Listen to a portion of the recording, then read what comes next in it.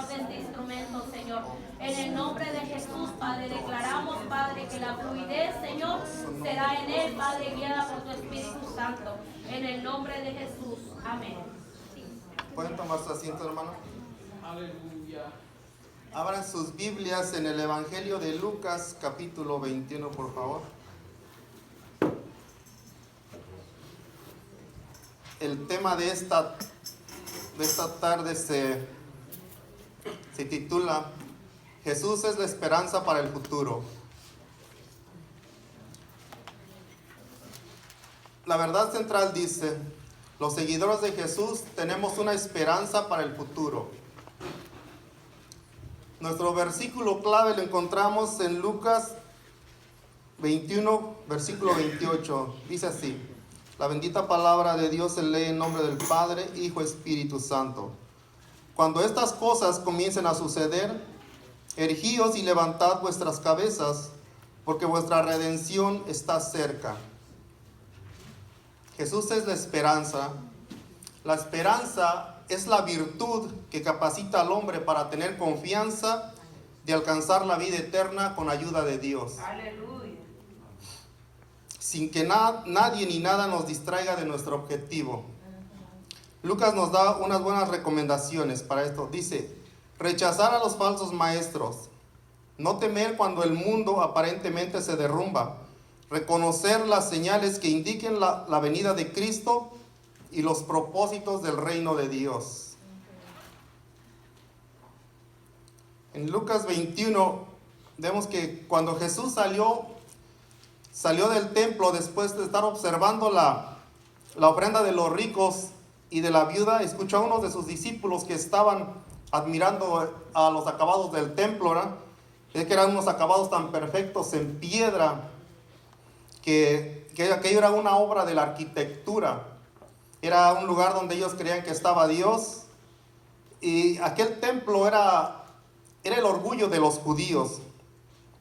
En el versículo 6 vemos que Jesús les dice: en cuanto a estas cosas que veis, días vendrán en que no quedará piedra sobre piedra que no sea destruida.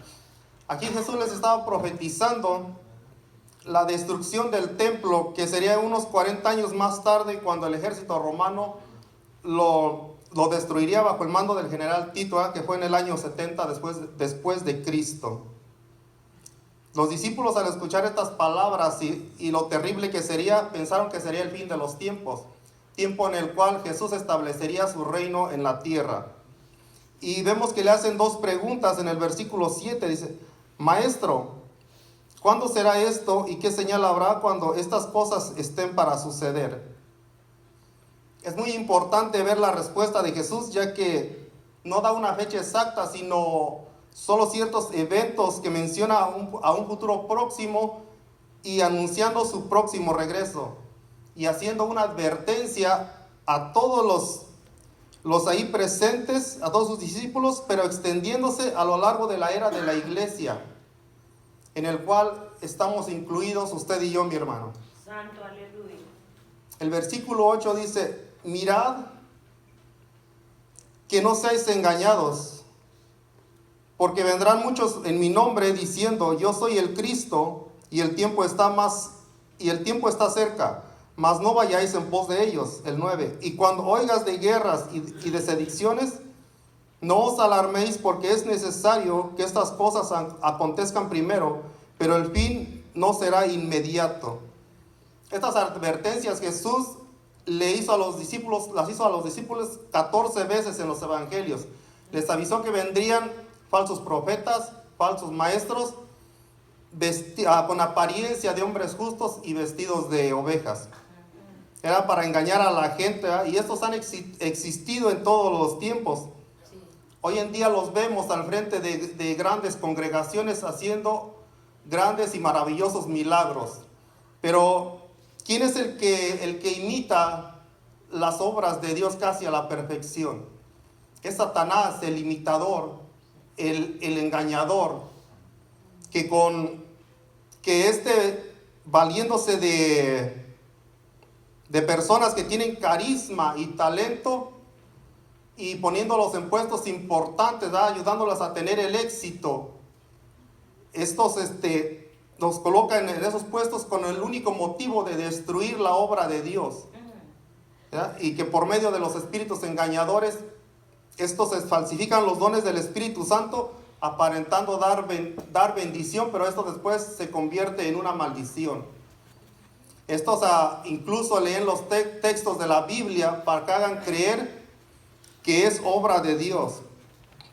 Pero mire, hermano, aquí es donde debemos de estar alertas por esto. Debemos de tener conocimiento de las Sagradas Escrituras para poder reconocer toda falsa doctrina. Porque ahí donde no le hablen del pecado y de sus consecuencias, donde no le hablen de un arrepentimiento y una salvación por medio de Jesucristo, es que ahí algo está mal. Ahí donde hay, en vez de un pastor alimentando ovejas, lo único que va a encontrar es a un payaso alimentando cabras, ¿verdad? Ahí no le hablan de nada de consecuencias del pecado. Jesús fue muy claro, muy sincero cuando dijo: y harán grandes señales y prodigios, de tal manera que engañarán, si fuere posible, aún a los escogidos. Así que no nos dejemos engañar o llevar por las grandes multitudes, ya que podríamos terminar siendo engañados, atraídos por la emoción. Pero recuerde que vale más un grano de fe que una tonelada de emoción, hermano.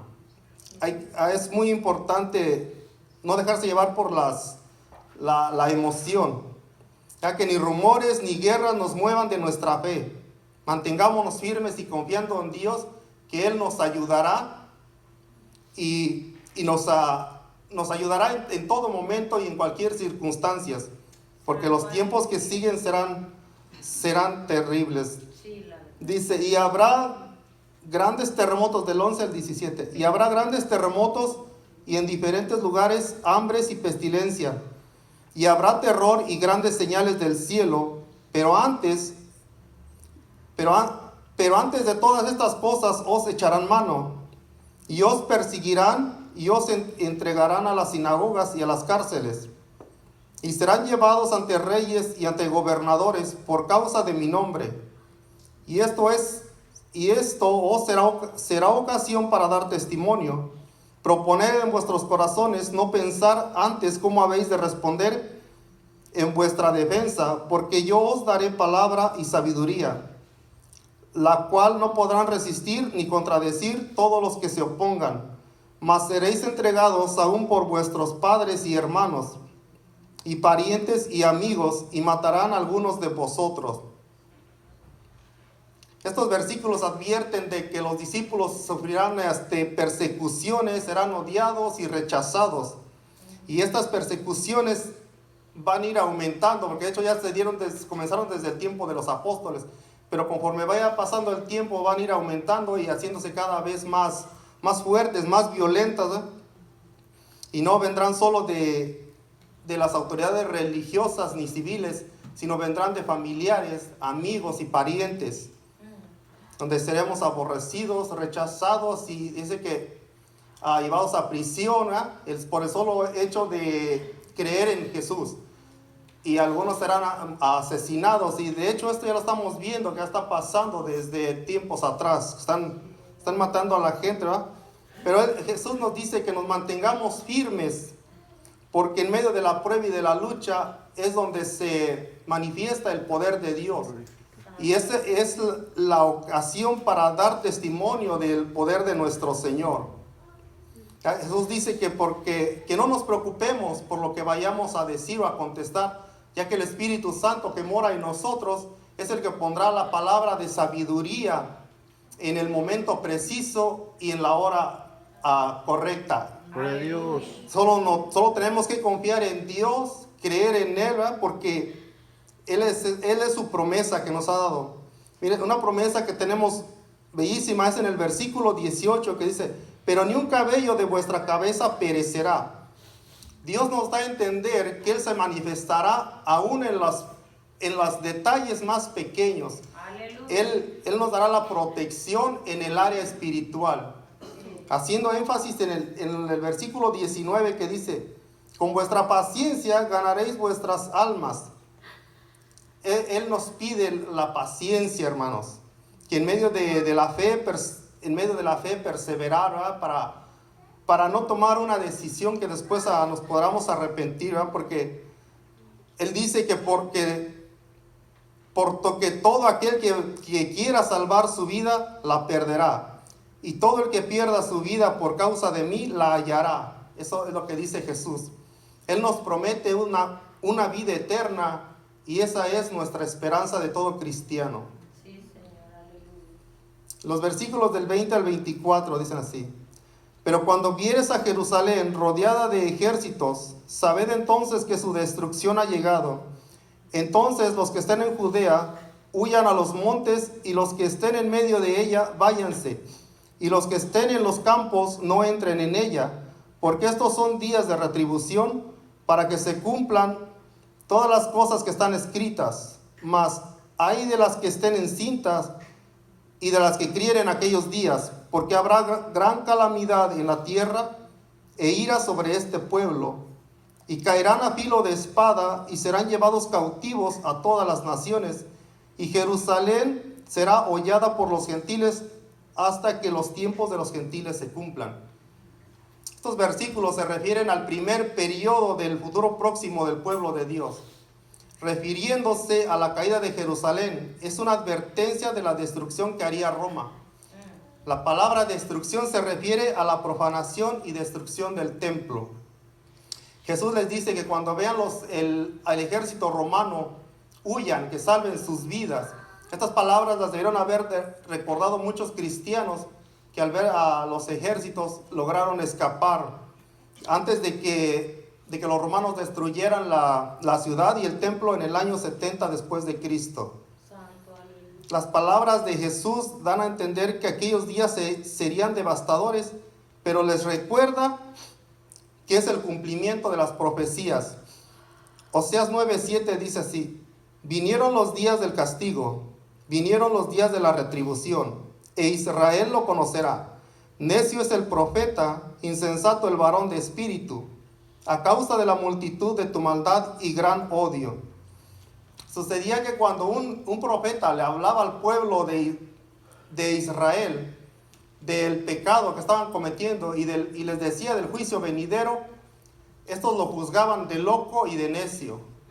Y lo mismo pasó en la época de los apóstoles, lo mismo pasa hoy en día, nos juzgan de locos, de necios, y ahora ya nos han abreviado la palabra ignorantes, ¿verdad? Pero el día de la retribución venía y viene, ¿eh? Y Dios, como juez justo de la tierra, pagará a cada uno de acuerdo y conforme a sus obras, por haber rechazado al Mesías y no arrepentirse. La paga será la muerte, hermanos. Hay que tener mucho cuidado. Gracias a Dios que nosotros ya hemos reconocido y aceptado al Señor. Gloria a Dios. La palabra en aquellos días que menciona aquí nos da a entender que serían días terribles, que las mujeres y los niños sufrirían más.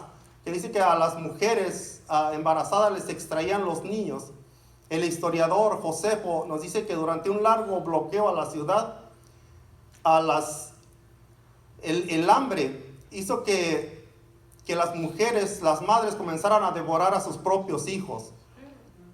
Hubo bastantes muertos, que de los que no murieron por hambre, de los que no lograron huir, fueron asesinados por los romanos o fueron vendidos como esclavos los que lograron sobrevivir.